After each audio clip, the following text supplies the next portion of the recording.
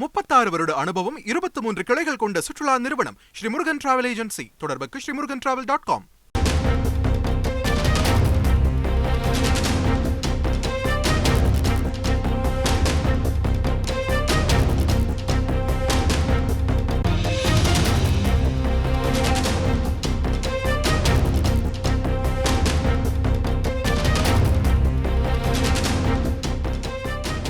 அண்மை செய்தி. நடிகையும் முன்னாள் பாஜக பிரமுகருமான காயத்ரி ரகுராம் அதிமுகவில் தன்னை இணைத்துக் கொண்டிருக்கிறார். இது பற்றிய மேலும் விவரங்களை செய்தியாளர் பிரகாஷ் வழங்கிட கேட்கலாம். வணக்கம் பிரகாஷ். காயத்ரி ரகுராம் அதிமுகவில் இணைந்ததற்கான முக்கிய காரணம் என்னவாக சொல்லப்படுகிறது?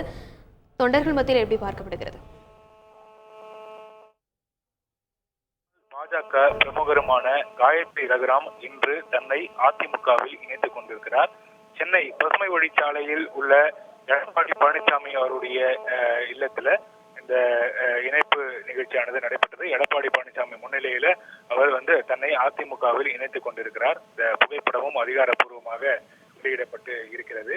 பாஜகவில் மிக தீவிரமாக செயல்பட்டு வந்தவர் திருமதி காயத்ரி ரகுராம்.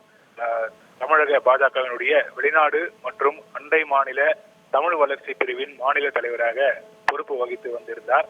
இந்நிலையில கட்சியினுடைய கட்டுப்பாட்டை மீறி கட்சிக்கு களங்கம் விளைவிக்கும் வகையில செயல்பட்டதாக கூறி அவரை 6 மாத காலத்துக்கு நீக்கம் செய்வதாக கடந்த 2022ஆம் ஆண்டு நவம்பர் மாதத்துல பாஜக மாநில தலைவர் அண்ணாமலை அவர்கள் அறிவிப்பு வெளியிட்டிருந்தது குறிப்பிடத்தக்கது.